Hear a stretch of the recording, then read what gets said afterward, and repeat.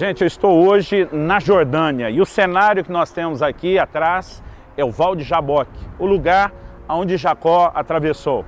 Não podemos dizer com precisão onde foi, mas no mínimo podemos garantir que estamos próximos.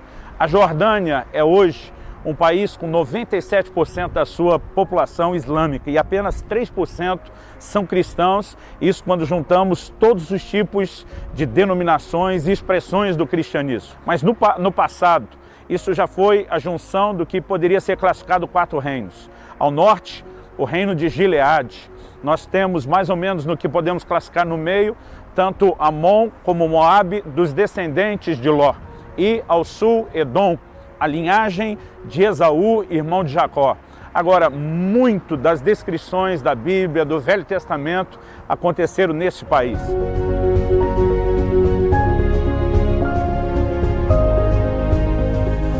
Hoje é um dia de chuva, coisa da qual nós não podemos reclamar, pelo contrário, temos que agradecer a Deus. Fazia 8 meses que não chovia aqui na Jordânia, então isso é uma bênção, é uma dádiva de Deus.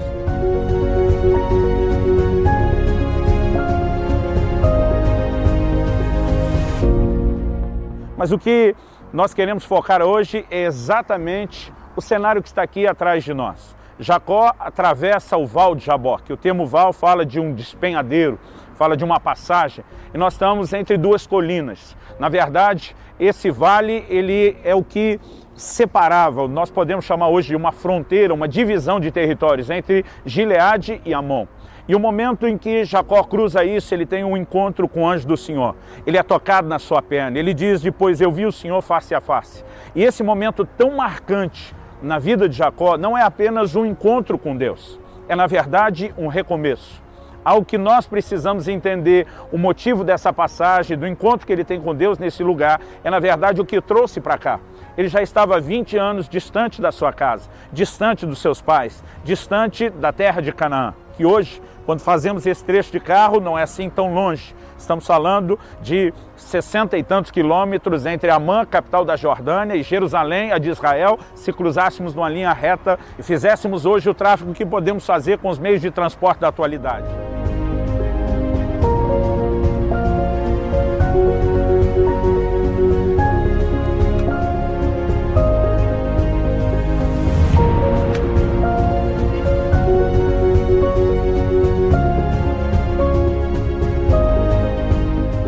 Gente, uma curiosidade aqui em Petra, esse prédio que você vê atrás de mim, normalmente se referem a ele como um templo, mas na verdade é uma tumba, a tumba do rei Aretas. Em 2 Coríntios, no capítulo 11, no versículo 32, Paulo diz, em Damasco, o governador preposto do rei Aretas montou guarda na cidade dos Damascenos para me prender, mas num grande cesto me desceram por uma janela da muralha abaixo e assim me livrei das suas mãos. Na época, o governo de Aretas se estendia até aqui, a Jordânia, e ele mandou fazer aqui a sua tumba.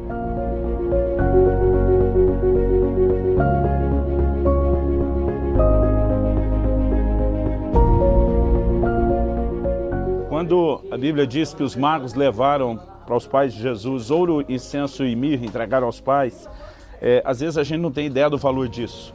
Mas nos tempos bíblicos, 1 grama de mirra chegava a valer 2 gramas de ouro.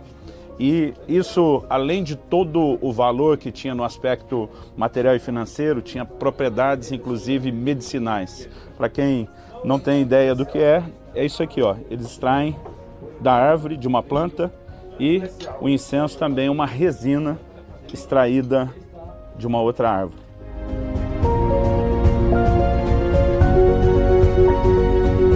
O motivo pelo qual Jacó está aqui distante é porque ele errou com seu irmão.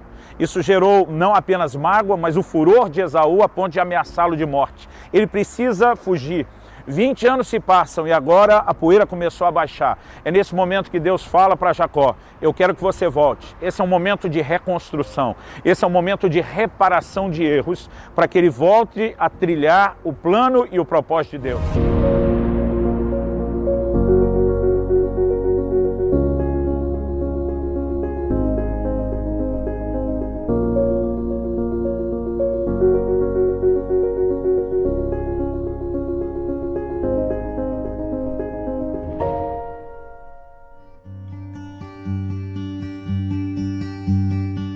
palavra de Deus diz em Gênesis 32, 1 e 2, também Jacó seguiu o seu caminho e anjos de Deus lhe saíram a encontrá-lo. Quando os viu, disse, esse é o acampamento de Deus, e chamou aquele lugar Manaim. Essa expressão, Jacó seguiu o seu caminho, estou lendo Gênesis 32, 1. Jacó seguiu o seu caminho, é porque ele acabou de sair de um encontro com Labão, seu sogro. O mesmo sogro com quem ele morou por 20 anos, a quem ele serviu durante tanto tempo, e o mesmo sogro de quem ele tinha fugido. Seu sogro lhe sai ao encalce, quando finalmente o encontra, porque Jacó sai sem comunicar, sai sem se despedir. Quando finalmente o encontra, Deus dá um sonho a Labão dizendo, não faça nada a Jacó. Eles têm uma conversa, eles praticamente resolvem uma situação e a partir disso cada um segue o seu caminho. É quando Jacó vai seguir o seu caminho rumo a Canaã. Porque agora, depois de 20 anos distante da terra de seus pais, o Senhor falou com ele para que voltasse. O texto diz que ele viu que anjos de Deus lhe saíram a encontrá-lo.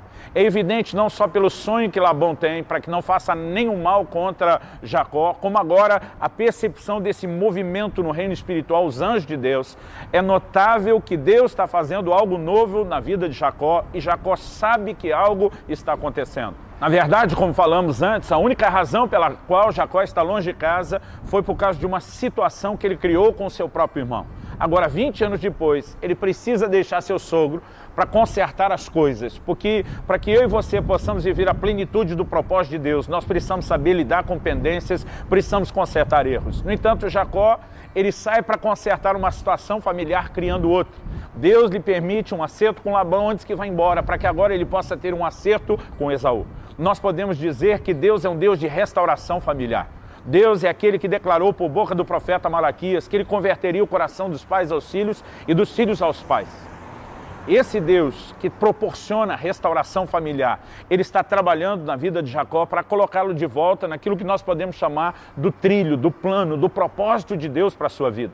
Então, é nesse lugar que Jacó percebe uma movimentação de Deus. Ele manda mensageiros ao encontro do seu irmão. Ele sabe que chegou a hora e o tempo de Deus de realizar os acertos necessários na sua vida.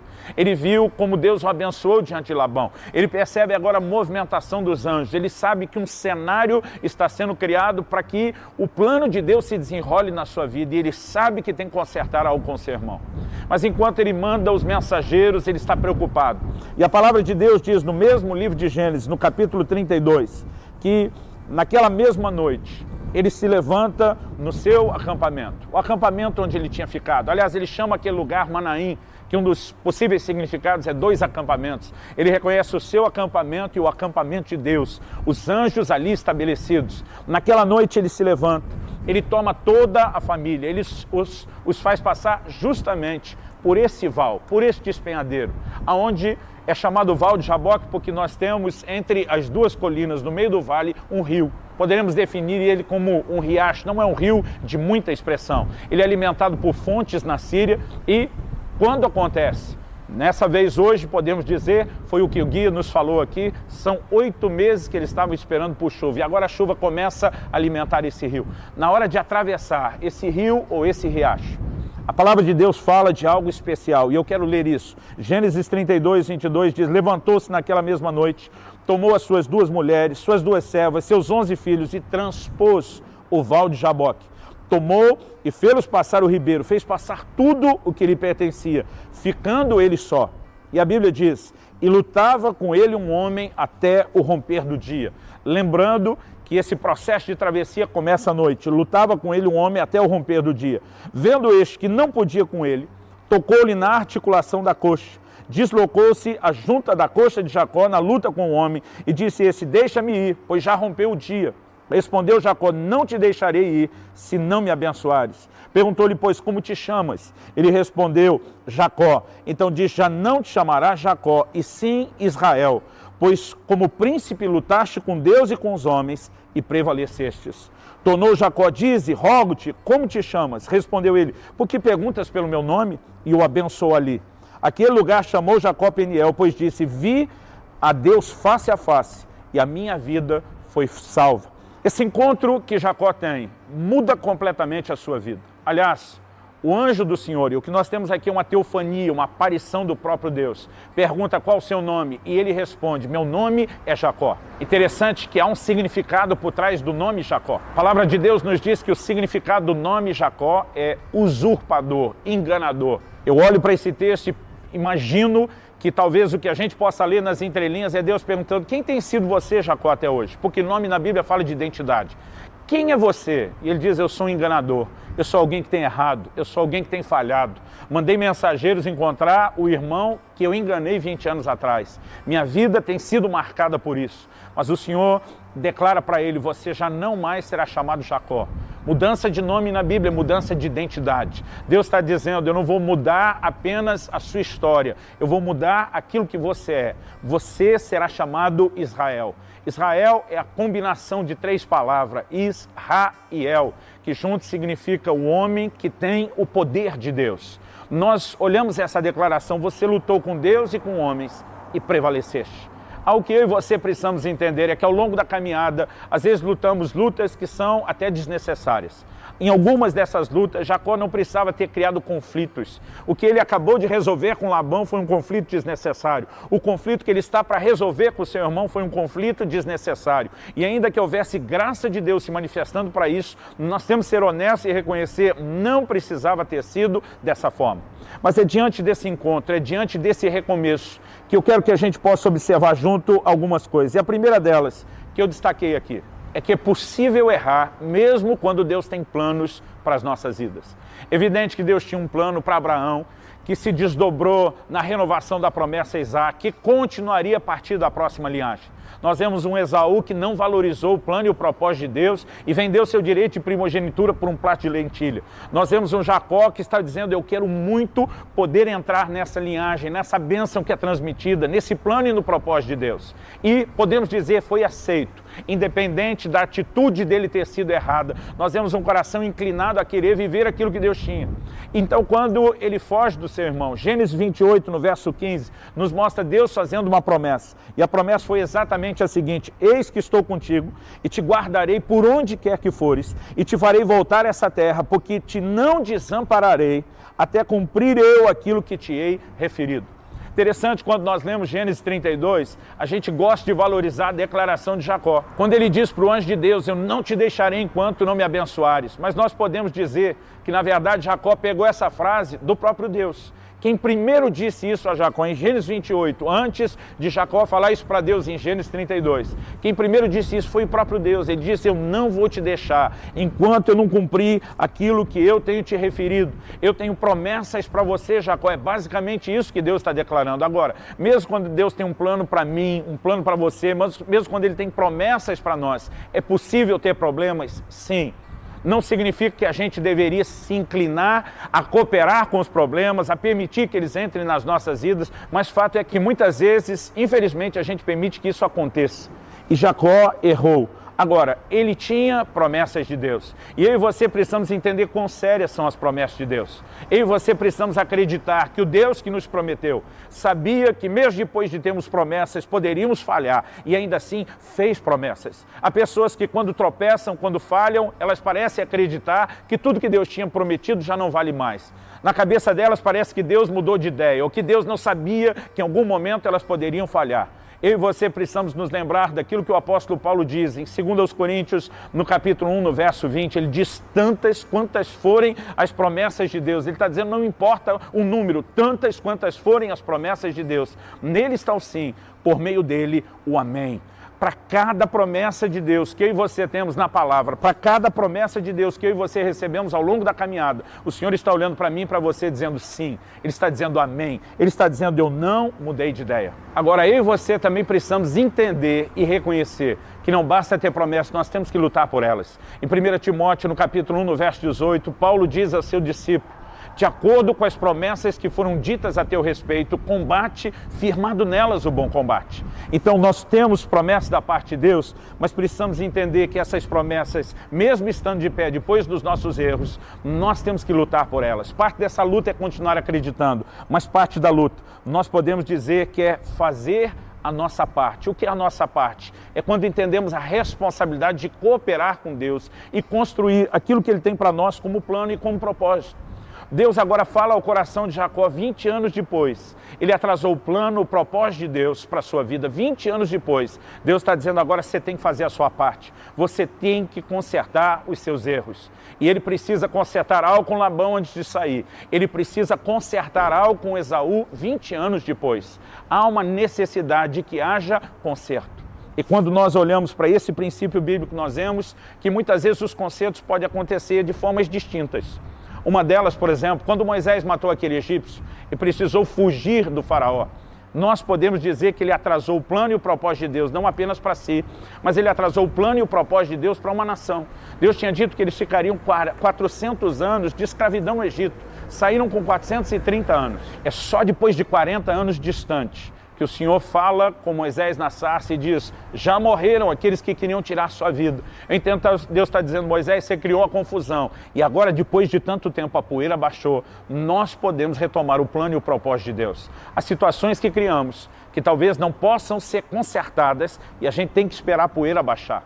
Mas há outras que Deus quer que depois da poeira baixar, como Jacó com Esaú, que então a gente possa realizar o conserto que a gente não fez. Muita gente está fora do plano e do propósito de Deus porque tem falhado, mas está esperando que Deus cumpra a sua promessa sozinho, não entende a sua responsabilidade, que não é apenas de crer, mas de cooperar com Deus. Então talvez você seja uma dessas pessoas que está imaginando que com Moisés o tempo vai resolver tudo, a poeira baixa por si. Mesmo no caso de Moisés, o Senhor o chama a um posicionamento depois. Mas eu quero te dizer, muitas vezes nós estamos nesse mesmo lugar de Jacó, precisando estabelecer conceitos, precisando estabelecer reparações. Às vezes são reparações em relacionamentos, às vezes são reparações com situações que construímos ao longo da vida, às vezes são escolhas. Não podemos dizer todas as possibilidades do que pode ser consertado, mas você sabe, pelo testemunho do Espírito Santo, o que precisa consertar. E uma perspectiva que você precisa ter é que Deus te oferece oportunidade. Deus te dá oportunidade de conserto, Deus te dá oportunidade de recomeço. E quando Jacó finalmente decide cooperar com Deus, é lógico que ele está temeroso. Ele fica imaginando o que pode lhe acontecer, mas o encontro com Deus determina o milagre que ele teria depois ao encontrar seu irmão Esaú. Nesse encontro, ele precisa reconhecer seus erros. Nesse encontro, ele precisa descobrir quem é o Deus que ele serve. Nesse encontro, ele precisa de um toque como aquele, onde ele sai mancando e ele experimenta o que nós podemos chamar de uma mensagem de humilhação e quebrantamento, mas também de um recomeço que vai trazer glória e que vai permitir que o plano e o propósito de Deus se desdobre na vida dele. Da mesma forma como Jacó pôde recomeçar, reparando seus erros, voltando a trilhar o plano e o propósito de Deus para ele, você também pode reparar seus erros, estabelecer os consertos e voltar a acreditar na promessa que Deus te fez e buscar o pleno cumprimento do plano e do propósito de Deus para a sua vida. A minha oração é que o seu coração se permita ser guiado pelo Espírito Santo e não apenas entender a oportunidade que ele te oferece, mas talvez a semelhança de Jacó, que teve aquela visão com Deus chamando ele de volta para Canaã. Essa mensagem seja o chamado de Deus para que você volte a trilhar o seu propósito e estabeleça um caminho de consertos. Na sequência, nós vamos ter uma conversa prática que vai te ajudar a não apenas entender, mas aplicar os conceitos que falamos e voltar a trilhar o plano e o propósito de Deus para a sua vida.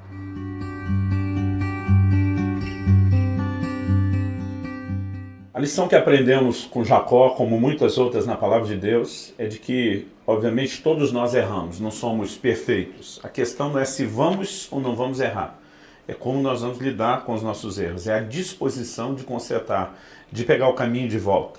Se por um lado a gente pode dizer que Jacó errou ao enganar não só Esaú, mas principalmente seu pai, por outro lado, há algo nobre no meio disso tudo que não se pode jogar fora, que era a valorização dele pela bênção de Deus, o que ele não via na vida do irmão, né? Ele recebe depois uma instrução de não errar como o irmão, que estava se casando com as mulheres da terra, o que futuramente os judeus chamariam de gentios, e ele se ausenta por um tempo, e depois ele volta debaixo de uma direção de Deus, né? Deus de alguma forma confirmou a bênção, ele tem agora um caminho a trilhar, mas ele sabe que para que ele possa viver a plenitude do que Deus tem, não dá para deixar aquela pendência para trás, tem que consertar.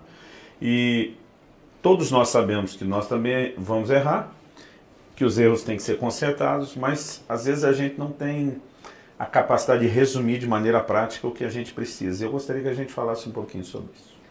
Toda volta, né, para esse pedido de perdão exige humildade, você precisa descer, porque não é fácil a gente reconhecer os nossos erros, as nossas falhas, e eu acho que também o coração dele estava tão cheio de ansiedade, quando ele chegou nesse ponto de estar pronto para voltar, eu imagino todo, né, o medo, o receio, como que vai ser ouvido esse pedido de perdão, e isso acontece nas nossas vidas, quando você tem que, né, muitas vezes o Senhor nos leva pela misericórdia dele nesse lugar de entender que é preciso ter um conserto, né, e a gente às vezes fica com o coração tão apertado, e é um passo de fé também, porque quando a gente faz a nossa parte de pedir perdão, a gente tem que crer que o Espírito Santo vai trabalhar do outro lado, né, e vai gerar cura mesmo nisso, e os relacionamentos são tão abençoados quando há disposição, né, de consertar desde as pequenas coisas, porque às vezes a gente fala coisas e magoa as pessoas, né, às vezes a gente faz grandes coisas que traz muita dor, mas às vezes nas pequenas coisas a gente só dá um sorrisinho depois e acha que tá tudo certo, mas é bem importante a gente reconhecer as falhas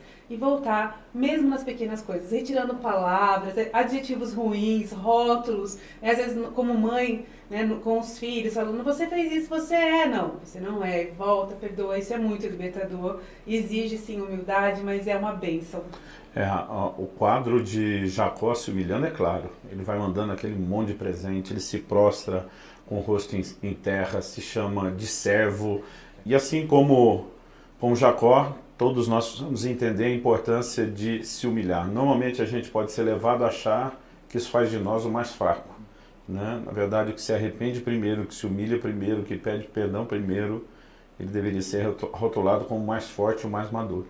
E é muito louco como o Jacó teve que realmente voltar para aquilo onde ele errou, né? Que às vezes, quando a gente pisa na bola, a gente faz alguma coisa de errado, a gente tenta só cobrir, dar aquela maquiada, em vez de realmente lidar com aquele problema, né?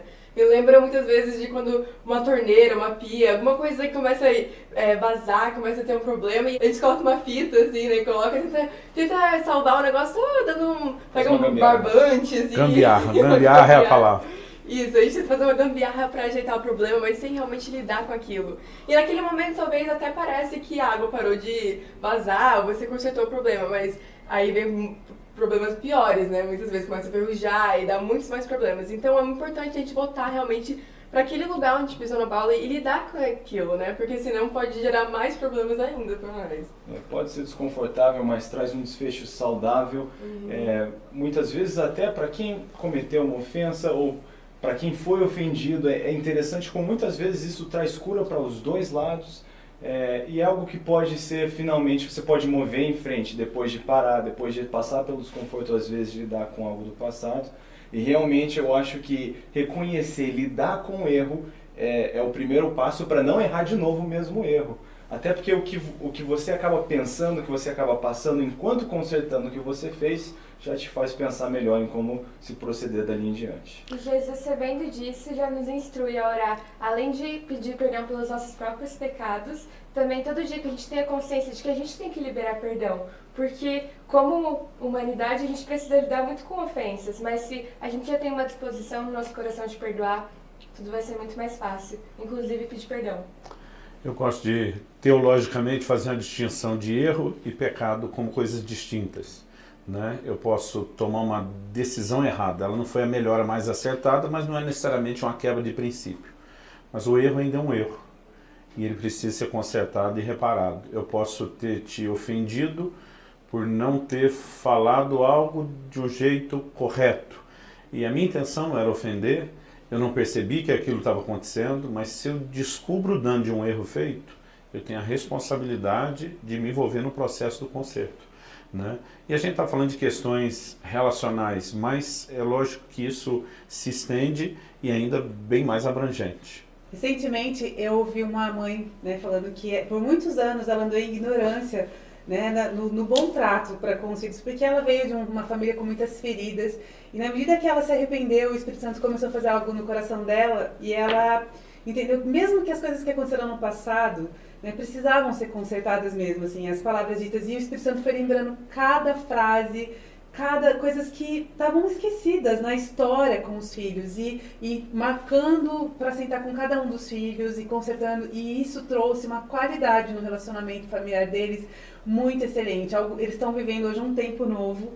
Eu achei tão poderoso isso, né? E às vezes realmente tem coisas que ficaram lá para trás. Muitas pessoas se convertem e tem todo um histórico de ações que feriram o coração do outro dentro de casa, com amigos. E eu acho lindo demais como o Espírito Santo realmente faz esse trabalho no nosso coração, de nos levar para restaurar mesmo nesses relacionamentos, para também ser um testemunho do amor de Jesus em nós. Porque quando ele entra, ele faz tudo novo e nos dá a capacidade de viver assim como quando Jacó volta, a qualidade de relacionamento deles como irmão estava sendo restaurada, né? A reaproximação. E o Senhor quer fazer isso também nos nossos relacionamentos.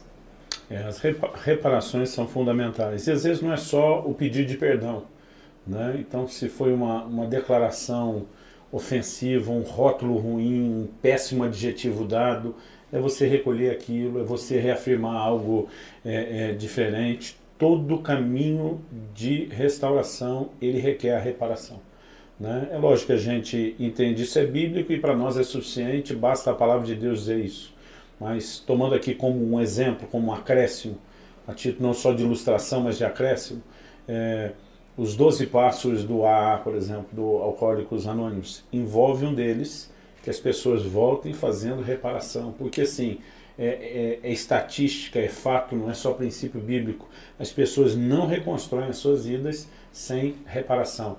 Então é muito importante que você que ouve não tenta pensar somente agora, né? Eu não tenho nada, porque a nossa reação é quase sempre dizer isso. Mas a palavra de Deus nos mostra a nossa dificuldade em enxergar nossos erros. Nós somos bons para ver o dos outros, os nossos dá um pouco mais de trabalho. Então minha sugestão, reflita, ore e se abra, como aquele disse, ao Espírito Santo, que ele pode mostrar aquilo que você ainda não viu. E mostrando, você pode consertar, isso vai te ajudar a entrar na plenitude do que Deus tem para a sua vida.